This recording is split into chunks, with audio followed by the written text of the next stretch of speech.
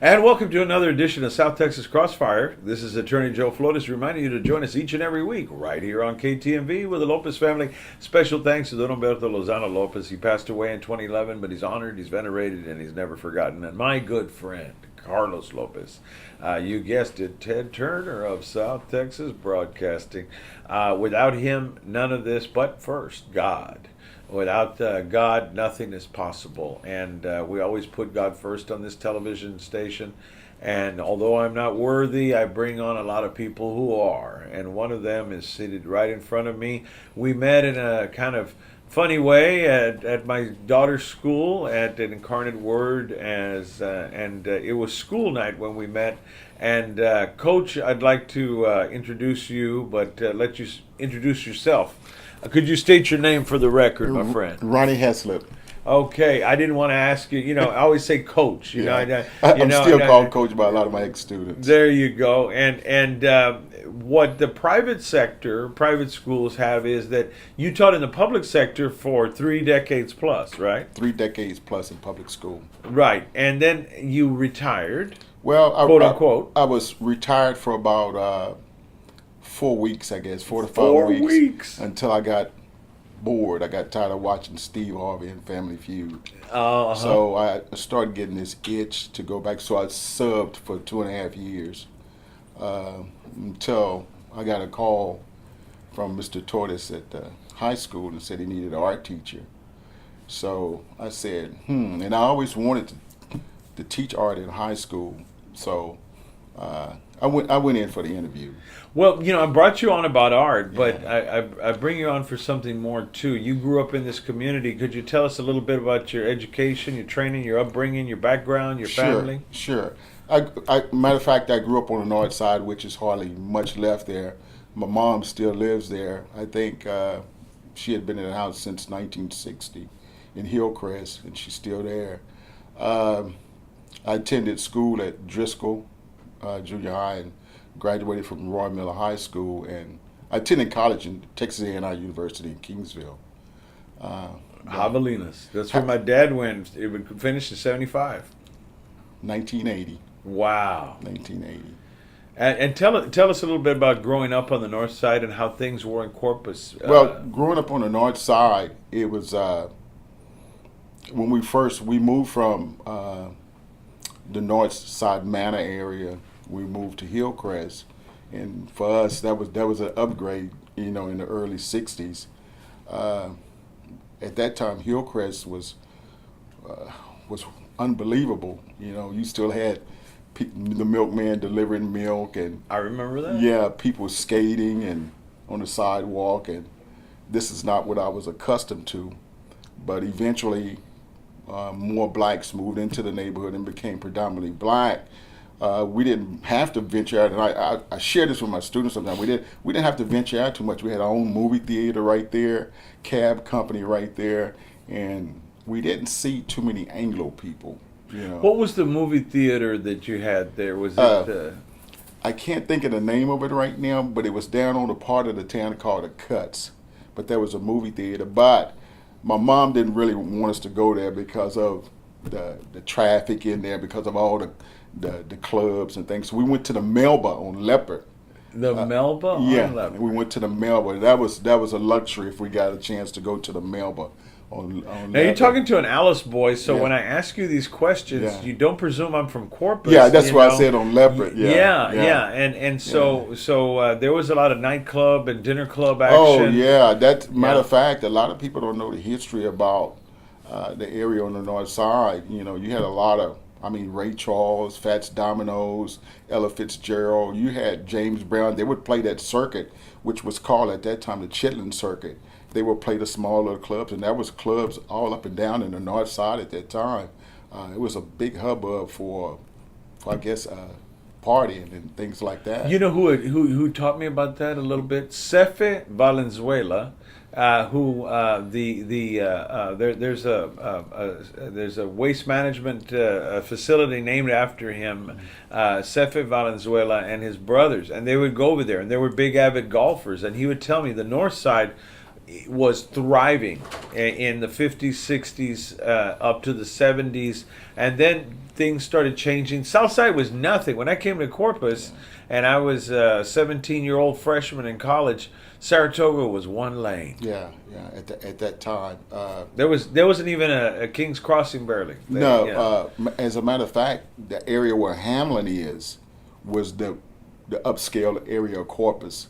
There was hardly anything past that because where SPID is was called Lexington Avenue. And Lexington Avenue, it and they still have Lexington Baptist Church. Yeah, there. yeah. A lot of people don't know how that name got there. But that used to be Lexington Avenue. It was just a two-way freeway going both ways. And then on the other side, you had nothing but cornfields and things like that. You go down a little bit further, there was a street called Rabbit Run, and it was basically just fields. Corpus was just fields beyond Lexington. Wow, Yeah. wow. So I mean, seeing that and growing up here in Corpus, and seeing the changes. What motivated you to stay here in Corpus as a young man, and did you go straight off into education when you went to A&I? Is that what you? Yeah, went I for? went straight. Well, I wanted to stay here. I couldn't find a job here at CCISD.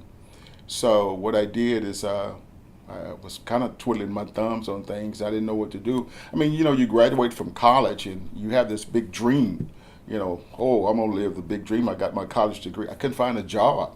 And why is that? That's a good question. I was working at Sam Kane on a production I line. remember. Yeah, I was working at Sam Kane. I was making like $3.50 an hour. I remember Sam Kane and Bernard. Yeah, and that was a tough job. You worked from like 5 in the morning, and you didn't get off until you ran your production of meat.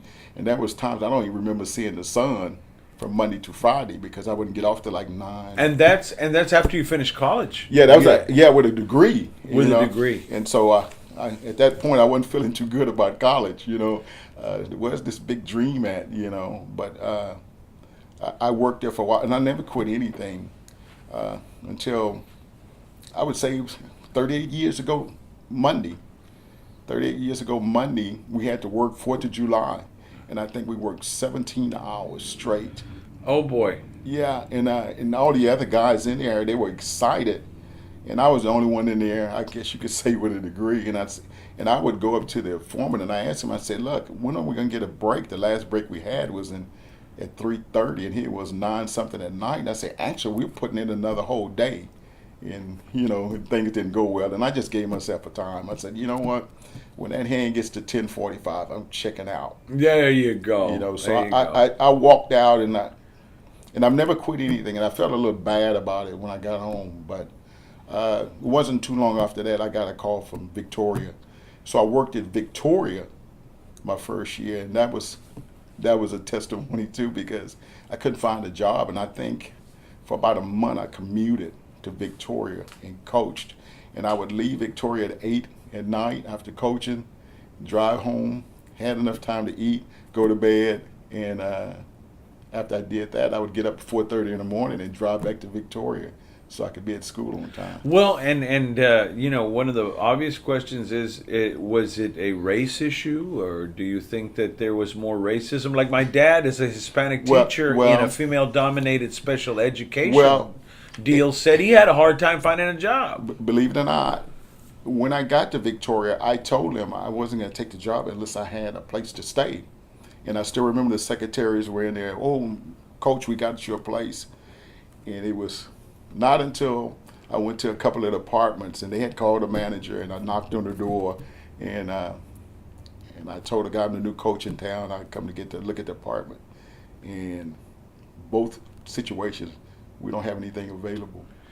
So I had to commute back and forth to Victoria, These are things that people, don't realize. Like my dad, I was saying, I was so proud of my dad that he was, he worked so hard to become a teacher, and then he wanted to help people with special ed and bilingual education, And I remember I've got a picture of him standing in, those white short sleeve shirts, Right, and right. then you had the Board of Education, Oh, the yeah, paddle, yeah, right? that- When you used to paddle people, Yeah. that solved ADHD real quick, ladies and gentlemen.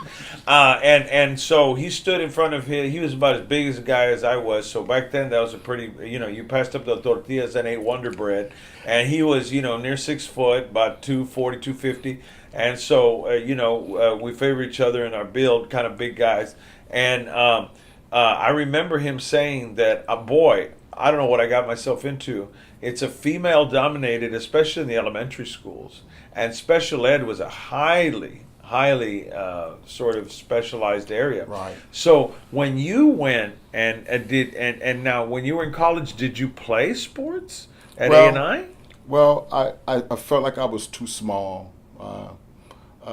Too small. Well, How big were the guys there? The Hoggies must have been oh, huge. yeah, they were huge, and it was like me and a friend of mine, played at Millen. We were all district, and we may give this thing a try, until we seen one of the running backs named Don Hardeman, who later went and played for the Houston Oilers, and he was the running back, and he was about 6'4", 265. Oh, wow. And I said, you know what?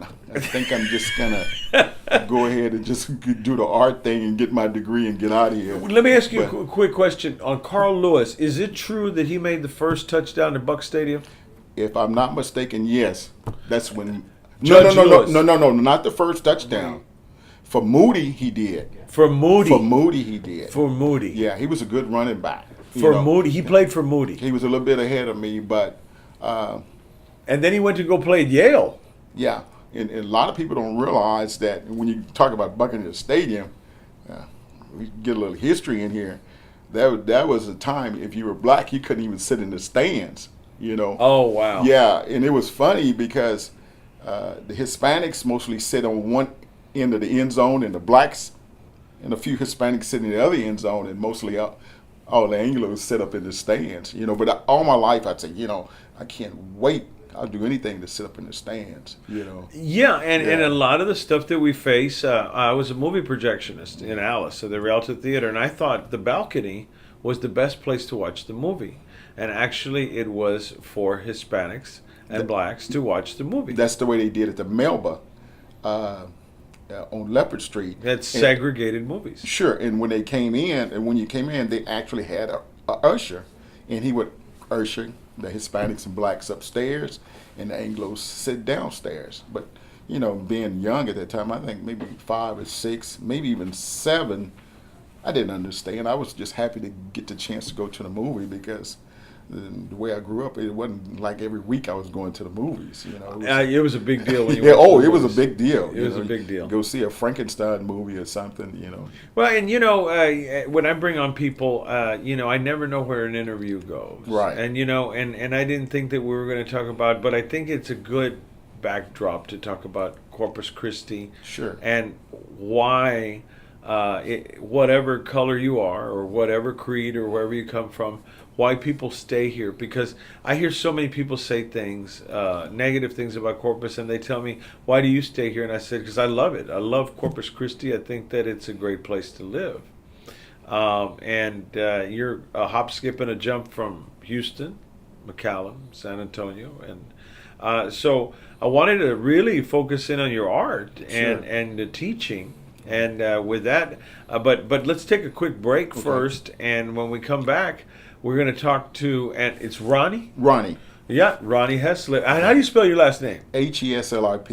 Heslip. Yeah, it's a little unique. Heslip. Well, now that we know how to spell it, you got to run for office. No. Okay. Well, we're going to be back, and we're going to be talking about some of the artwork that he devoted, and it's about sports and about painting. So you budding artists out there, no matter if you're 8 or 80, stay tuned.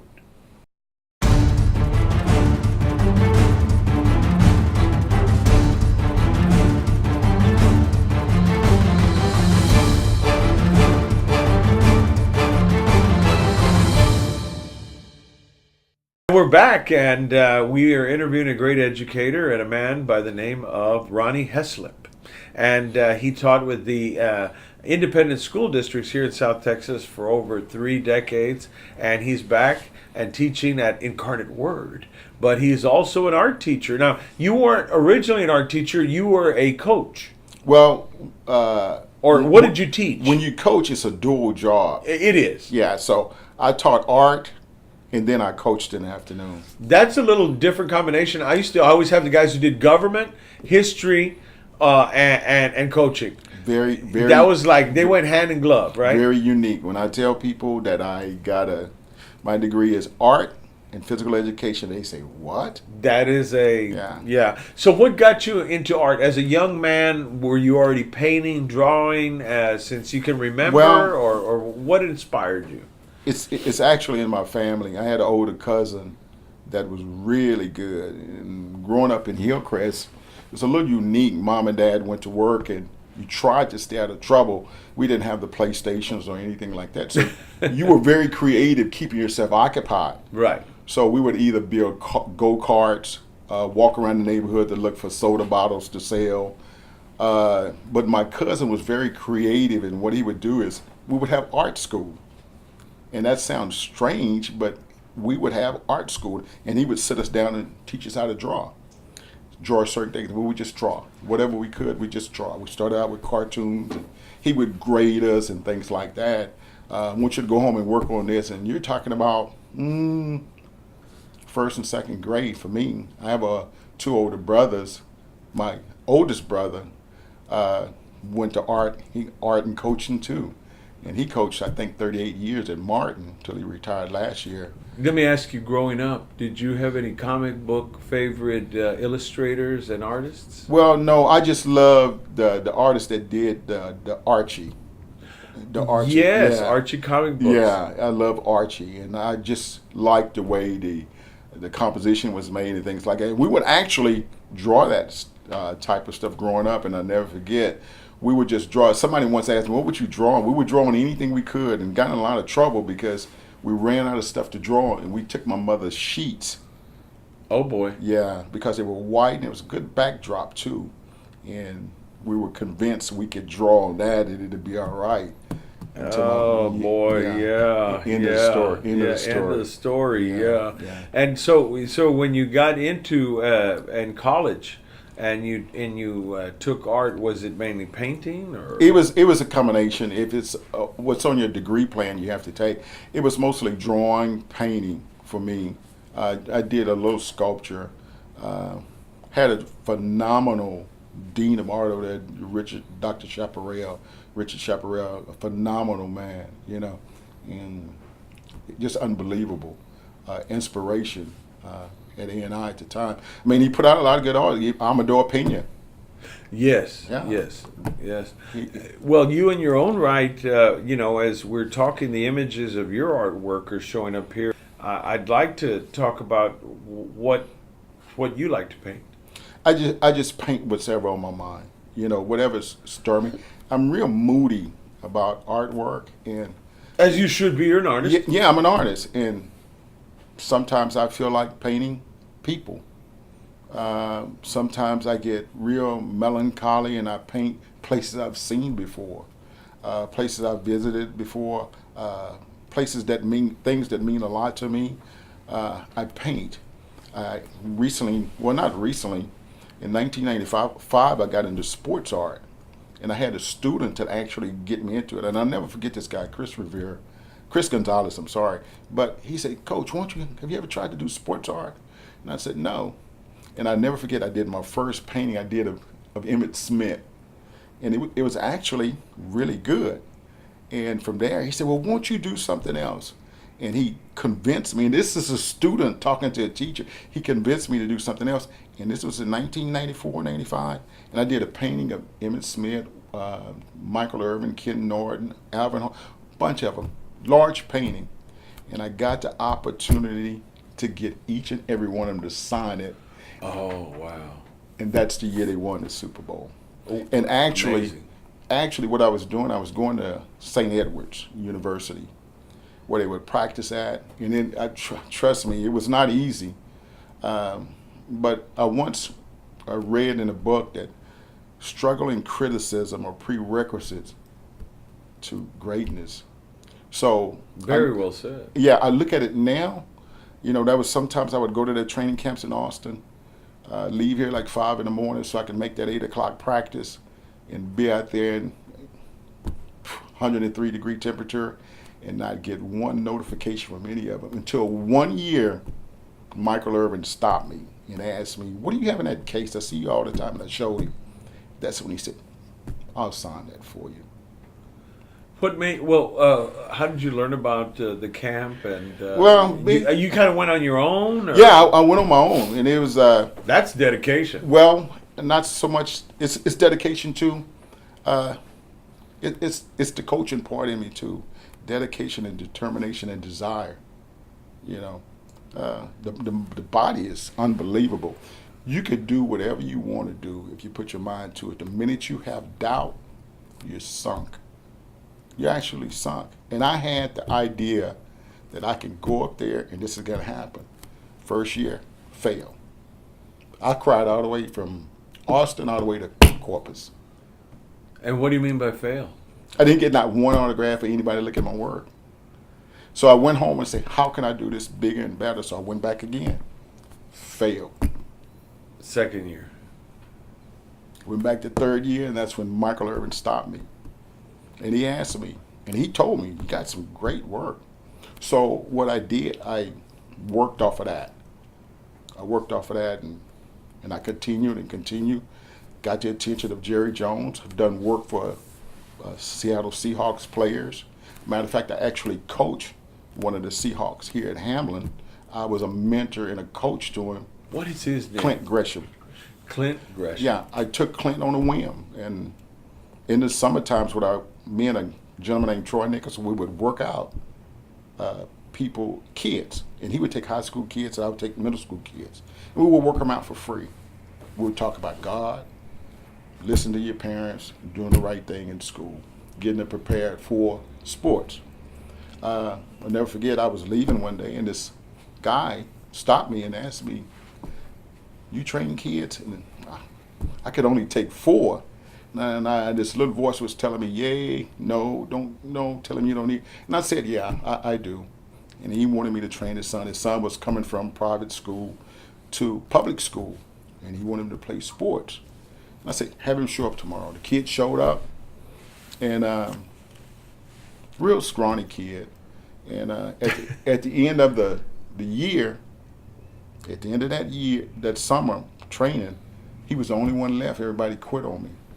And I finally asked him, we were getting ready to party, I said, "By the way, what middle school are you going to?" He said, "I don't know, Coach. I think it's some school named Hamlin." I said, "Well, that's where I'm at." And I never shared that with him. And from then on, it was like a bond. I still talk to him today. So a lot of these people that, where did they go play high school when Clint you actually, them? Clint went to W.B. Wright. Oh, wow. Yeah, he went to W.B. Wright. Turned to a phenomenal young man. And one thing I did share with him, he invited me up to Seattle to watch one of the games, and I did share this with him. I told him, I said, "I'm the only coach that's seen every game seen you play at every level." Wow. And he said, "You're right," because I coached him in the 8th grade. I seen him at Ray. He invited me to a bowl game at TCU. I seen him play, and I seen him play with the Seattle Seahawks. Amazing. Yeah. I just, you remind me of something that I think is very true of many of us is it's not our victories that define us. It's our failures. And I can honestly say that about myself. I have failed so many times. But people, I think it was it Kennedy or some great man said that victory has many fathers, and failure has none. Right. And so everybody's with you when you're a winner. Exactly. But during the times where you fail, I think it defines you. It's not your the wins and victories. The failures really test who you really are.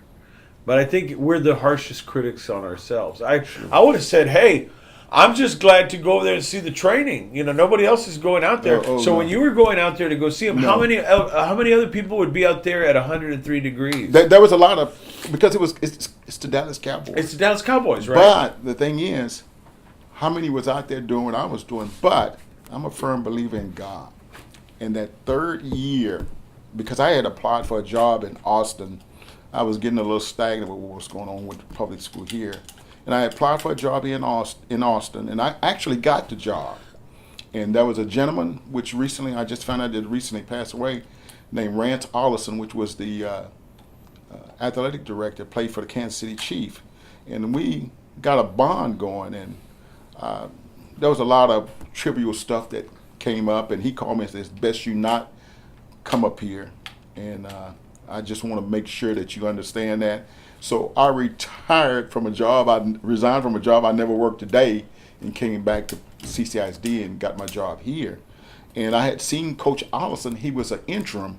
They had an interim program, and he was walking on the field. And he knew what I had done. He said, you know what, I'm going to help you. And he told me, he asked me, was I by myself? And I said, yeah. He gave me a field pass, and I got on the field. And he asked me, what was I going to do the next day? Well, I just came up there just for the day. He said, well, I want you to eat dinner with us. I said, with who? He said, with the team in the dormitory. So what I did, I just stayed, you know. Went to Walmart, got my toothbrush and everything, and got a hotel room, stayed. And I got the opportunity to actually eat with the Cowboys. He said we can't bother them, but I would see Troy Aikman and Emmitt Smith, them walking around, but I couldn't bug them or anything like that. But I was still in awe about the whole scenario. Yes. You know, and they kind of knew, and Michael Irvin said, that's that guy. He said, that's that Picasso guy. And a lot of the guys were interested in what I was doing, but I know I would overstep my boundaries if I pulled out my artwork. But they knew. But they actually let me, you know, gave me the autographs on my painting. You know, and I don't try to let failure get me down, because I know it's obstacles. Anytime you see anybody successful, ask them how many times they failed. Oh, no doubt. Yeah, no ask doubt. them how many times they failed. You know, and like I said, there's no smooth mountain in life. No. I worked every night, every weekend, in hospitals, saw death. Gunshot wounds, stabbings, domestic violence, children beaten to death, elderly people that were neglected. I saw so much death and dying by the time I was 18, and I became an RN, and I worked in the ICU. Every night somebody would die. And, you know, so a lot of what I do for nurses, just like teachers. They're unsung heroes. And my mom's a nurse. She's 79. She's just started to slow down and stop working, and God willing, I'll be able to interview her this year. Right. Good. And you know, those kinds of things. It took me a long time to get through college. I did 2 years. I took 2 years off to save money, and then I got my bachelor's degree. I was like John Belushi said in Animal House. I was on the 7-year program. You know? Don't feel bad. Don't feel bad. I was 20. I was a week short of my 25th birthday when I got my bachelor's degree. And then I started my master's when I was 27, and then 6 years, 27 to 33, I got my master's, and then I went to law school. 6 years of working nights and taking care of patients and doing all this stuff. And people say, man, you must have it made, and it's like, you don't know where I've come from. Yeah. We grew up a lot like where you grew up in my neighborhood. We made go-karts. Yeah. We like to make raps. We all wanted to be Evil Knievel. Well, yeah. But then we all were awful Knaufel. Yeah, well. Yeah, because we were just terrible. We'd even like put a little fire out in the Caliche alley. I'm jumping over fire and stuff. Yeah. You did things like that. Crazy stuff, Yeah. I wish I'd kept all my G.I. Joes. Now they sell for $800 on Amazon. My mom threw all that stuff away. Yeah, my mom was a seamstress before she became a nurse, and she would make clothes for my G.I. Joe dolls. I got a lot of teasing when I was a kid. My brother and I had the G.I. Joe dolls, man, but man, they were the bomb, the Kung Fu grip and all that, So all that forms where we come from, and I brought you on because what inspired me were there was these books in the library about Joe Namath. and about all these sports heroes. And they had this beautiful artwork in the front of them. I don't know if you remember them, but they were in the library, and it was like about Mean Joe Green, about Joe Namath, all of these people coming up, and it had this beautiful, almost watercolor look to it. And I've been, so when I met you at Incarnate Word, and I said, this guy teaches art, and then Judge Benavides, it came out somehow that you knew Judge Benavides. Right. And you were doing something for the community, a clothes drive. You wanted the kids, not just collect them. You wanted the kids to go and do it. Yeah, that was part of my photography club, and we had. You do photography also. Yeah, we did the photography club, and I'm a art club sponsor. But what we did, we had a hygiene drive for the homeless, and what we did, the kids got together. We put in a certain amount of money. We got a gift card, and whoever bought the most toiletries in would get that $50 gift card, I think. And we got boxes and boxes, and I had toothpaste and shampoo and deodorant, toothbrushes, just out of everywhere, until you told me about Joe Benavides, and I said, I know Joe, Yeah, he's done a lot for the community. Yeah, good Judge Joe. Good man. And wonderful kids when I taught them, Well, going through talking about your artwork, you said when you're melancholy, you like to draw. What do you like to draw when you're melancholy? Well, I get caught up I have visions sometimes. Well, I wouldn't say visions. These things come to me at night. A muse, perhaps? Well, I think, like I said, I'm a firm believer, and I think that I'm led certain directions. That's actually why I took the job at IWA, because I think, to be an artist is a gift. So I sit back and say, okay, God, I'm retired now. Where am I going with this? And that's when I get a call from Mr. Torres at IWA that he needed an art teacher. And the whole time, I told him, I said, well, let me think about it overnight. And I made sure the TV was off. I didn't have the music on. And if you're real quiet, you hear God talk to you. And he kind of hit me in the back of the head and said, this is your connection. You've always wanted to teach in high school. This is it. And I just have a feeling that something else is going to come out of this circle. Not so much for me, but it's the enjoyment of teaching a different group of kids. Yeah, it is. And everybody thinks that everybody that goes... My daughter went to IWA since she was 3, and then went there till 8. Now she's going to be a cheerleader at Ray. And so that was a real... I come home one day, and I thought she was going to be in IWA forever. Yeah. And I come home, and she said, they've asked me to try out to be a Ray cheerleader. And that just... of course, I was totally against it. Right. And but when you have 2 women in the house, yeah. That's it. Yeah, I mean, you're only one branch of the government, you get outvoted. Yeah. But I had met you that day, that very day, when they were having the parents' night out and people want to stay at the high school there, and sometimes you don't get to choose what you want, but out of something comes. And I said, now that's a teacher. Reminded me of my dad. You were eating a sandwich in the hallway, making sure everything was okay and secure, and you were eating on the run. I don't know many teachers who don't have a 30-minute lunch. Just like nurses, we all eat and cops. Yeah. Policemen, 5 minutes. Yeah. And you were there eating your sandwich. You said, how you doing? And you were sitting on a chair right there in the hall watching down that hallway. Right. And I said, hey, man, I got to meet this guy. And then I saw you that night. Yeah. And then I found out you were teaching photography and how you were helping the homeless and your artwork. And I said, I got to interview this guy. And then when you said the sport thing, I was really into that. I would collect those books, man. Mm-hmm. From Roy Campanella to Joe Namath. I mean, I read them all. The sports heroes matter, especially for us that are just not very well off. Yeah. And how did sports transform young men that you worked with and young women? As far as my relationship with them, or actually working with them? Seeing with them here in the community. I mean, you have as many successes. I think teachers blame themselves when you have put so much into a child and maybe they go the wrong way, and And you got to let them go. Yeah. Their Well, their path. yeah, but sometimes I've learned you just can't. You just got to keep working with kids. A lot of times, the kids already know my background Hmm. as far as art, and they know my background in art and who I've met, uh, what sports personality I've been around, and they kind of say, "Shh," and whatever I say, they listen because they're intrigued too, and they want to hear the story. Who did I meet? How did he act? You know, what was the situations like? It makes it easier for me to coach because when I was coaching, I didn't really think it's good to get paid for what you do, but I didn't actually look at it as where's my money? Because coaches don't get paid a lot of money.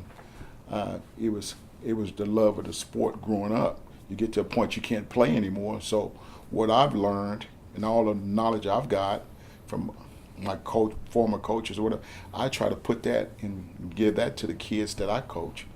I don't want anybody to go to another level and say, Coach Heslip coached me, and you don't know anything. And I tell my students today, you're not going to leave this art class and tell somebody Mr. Heslip taught you and you don't know nothing. You're going to learn something. You're going to learn something because I'm not going to get that kind of attachment, that I'm just there for the money. It's for the love of it for right now. I love teaching. I get a lot of people tell me, you're crazy for teaching art. Going back after being retired, you're going back teaching. Well, I may be crazy, but right now I'm dealing with a different scenario at IWA. Kids are wonderful. Administration is great. The whole program is great. So you don't have the same problems you would have with public school. It almost like I explained to my daughter. I said there are many blessings that you take for granted in a private school setting. Now she's going to go to a public school setting. Mhm. That you don't see the same sort of problems. Right. Yeah, and a lot of the socioeconomic problems. Yeah, it took me a while to get accustomed, and I tell you this one story. They were using my room one class, and I had left my phone on the desk. And I was down the hall talking to another teacher, and all of a sudden I said, oh, I got to go back to my room. And she asked me why. I said, I left my phone out on my desk. And she grabbed me by the belt loop. She said, Mr. Heslip, they don't steal over here. I said, you going to tell me my phone's still going to be there? She said, the kids are not going to do it. They leave their an incarnate word, and I told her you can't leave your bag out like everybody leaves their bag outside in IWA outside. Yeah, They leave it and nobody touches anything. Nobody, and I was a little shocked, and still the first year teaching there, when the kids left the room, a lot of them came up to me when the bell rung and they told me, thank you for teaching me today, and God bless you. And I kind of looked like, what just happened? Yeah. Yeah. Yes. Yeah. It's a different sort of thing. Yeah. And it's almost like a reward in its own. Yeah. That after all these years, that it's hard to say it, but that you really appreciate it. Yeah. And it Yeah. put us together. Yeah, exactly.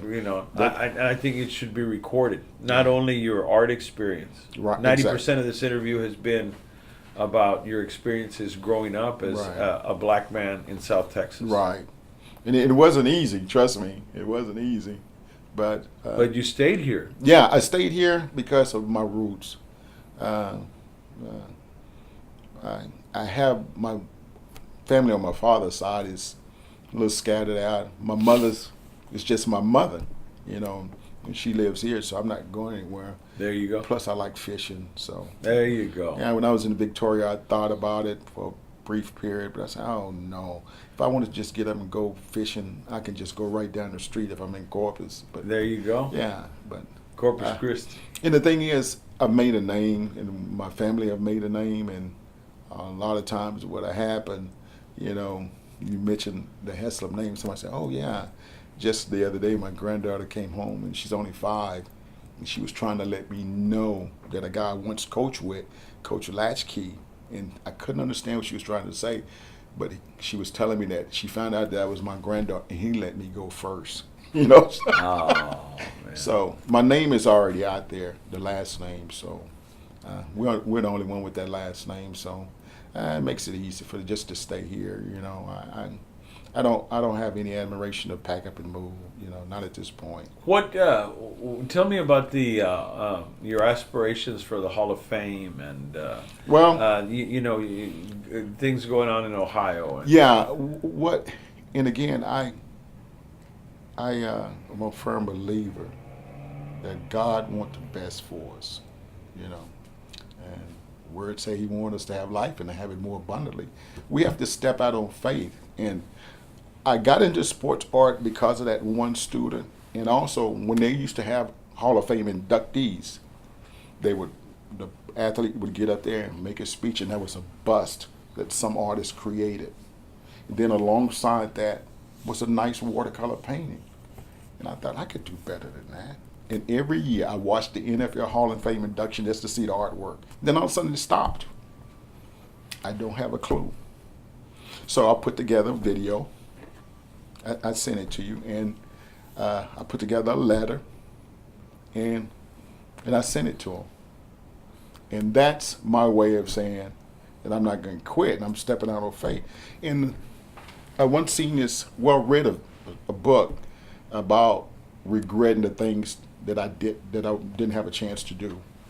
You know, who's to say I can't get that job? right. You know what I'm saying? I some of my kids at IWA, and I would ask them, hey, they play sports at IWA. You can try to play sports and oh no, sir, I can never play. Why not?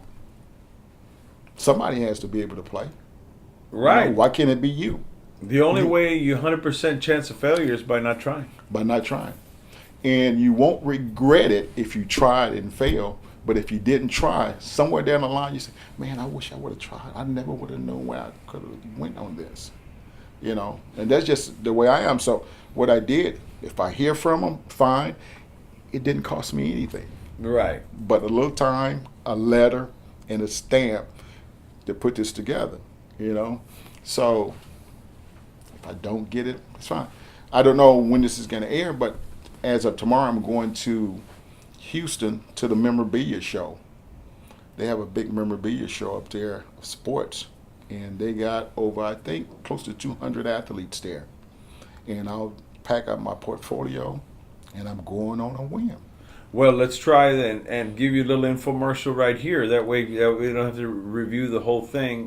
Dave and I will do this for you right here. What we'll do is starting right now, and we don't have to edit, nothing at all. We just say, and you're Coach Heslip. Yes. And that's what everybody knows you by here in Corpus Christi, correct? Yes, sir.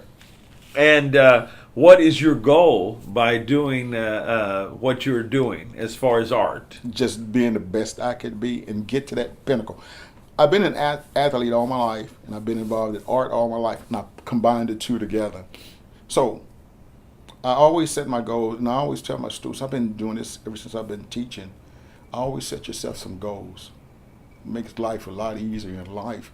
Life doesn't get stagnant, And if you don't achieve them, guess what? You make some more. And these pictures and images that we're seeing right now of your paintings and everything, what is this for? Or what are you aspiring to get involved in sports and memorialize many of these great athletes that inspire so many? Well, a lot of times what it is, I capture moments that have happened in sports. It may be the Ice Bowl, 1967. Dallas had the first time going to the Super Bowl, but they came up 15 seconds short. I captured that in an image, because that meant something to me as a 10-year-old. I'm sitting there, and Cowboy fan, and that 15 seconds was snatched away because a Bart Starr snuck across the goal line. Bart Starr. Yeah. And then at the same time, I get to meet some of these athletes. I get to find the true stories of what happened. I met with Bob Lilly, and I asked him, what did it feel like being out there? And he said it bothered him, And I said, well, what does 45 below zero feel like? He said, actually fire. And he talked about, Bob Lilly, one of the greats. Oh yeah, I couldn't fathom what that's like, and I had the opportunity to ask him a question, and he said, "You know what?" And his wife, she shook her head. Yeah, he told me that today it still bothers him. It Wow. still bothers him. Met with Gail Sayers, same thing. Had the opportunity to meet with him, so I want to ask him about Brian Piccolo. So Yes. I got the opportunity, and I'm getting firsthand stories. I don't have to read the book or anything like that. I'm finding it firsthand from these athletes themselves, and when I actually met him, because he was the big thing growing up. We, in the black community, we didn't have Michael Jordan or anything like that. We had Gil Sayers, so I actually asked him certain questions about Brian Piccolo and things like this. It was just very interesting to get it firsthand. I actually did a piece for him, and it was at a book signing, and I guess I kind of tricked him into it, I guess. But he wasn't signing any memorabilia. But again, I stepped out on faith. And so what I did, this thing came to me, and I'm like, paint another picture.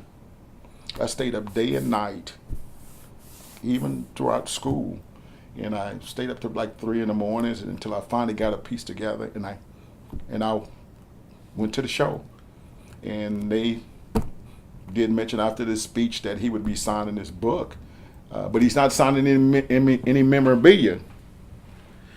Well, and you stepped out on faith, as you said. Yeah, and when I got to line, he asked me, "You don't have a book?" I said, "No," and I said I told him how much I admired him growing up, and I presented him with the picture, and he was overwhelmed, and I said, and he kind of laughed. I said, "Well, I want you to do me a favor," and I showed him the other painting I did, and he actually wanted it.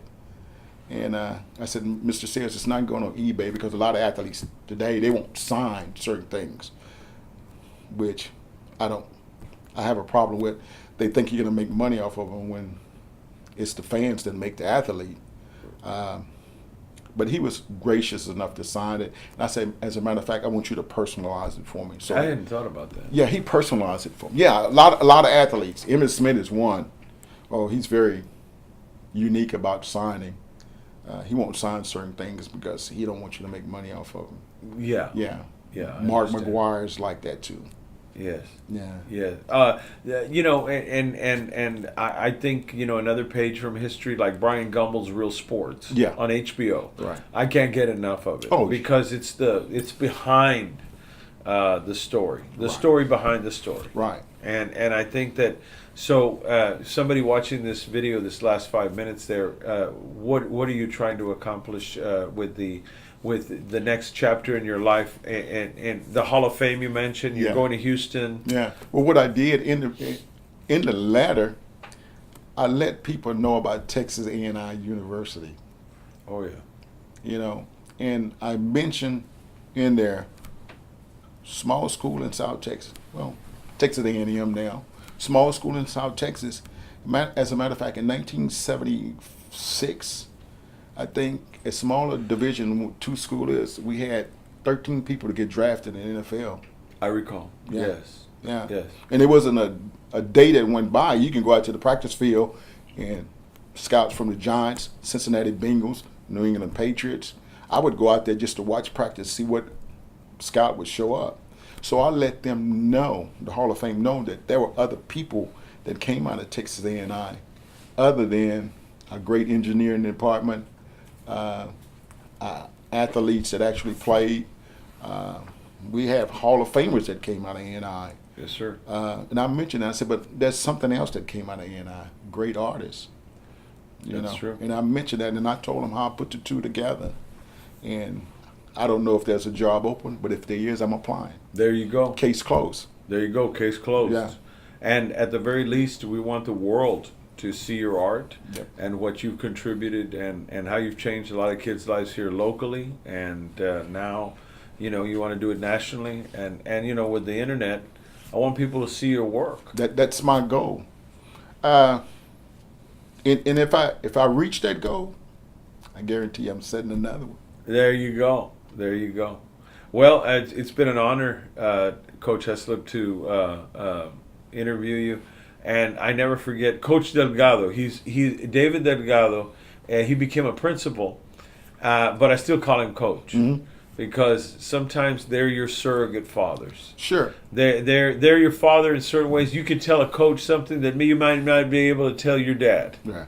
You know, and you know, so coaches matter. You know, sometimes they're the only male figure in your life. Well, you know, and he pushed me and Yeah. pushed me. I remember him Yeah. telling me, and I think one of the most heartbreaking things was, as big as I am, I could run the 50 in about 6.5, and I was about 190 back then, near 6 foot. And he said, "You got to play football for the Alice High School." And my parents split up, and I had to work.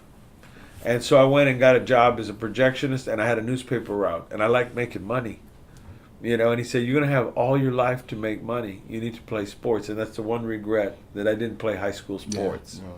And, you know, I should have, but I did not have what a lot of these kids just take for granted: somebody to take them Sure. to the games. Yeah. You know, so those Coach Vicks that allowed me to go to the Tamale Bowl. Thank you, Coach Vic, for driving 12 of us in freezing weather. Not the 45, you know, the ice bowl, but he took us to the Tamale Bowl. And it's guys like that that I will never ever forget, and coaches like you and teachers like my dad, that people come up to the HEB and say thank you for all you did. I get it all the time. There you go. So all those thousands of kids that you've helped here in South Texas, God bless you, sir. Thank you. Thank you very much. Well, we're out of time, and we're going to be showing you a lot of artwork there, and get involved. And if you feel like painting, paint. If you feel like drawing, draw, sculpt, do whatever. Photography, make it happen. The only way you're going to have 100% failure, a chance of that, is by doing nothing. So this is Attorney Joe Flores signing off. Thank you all, and God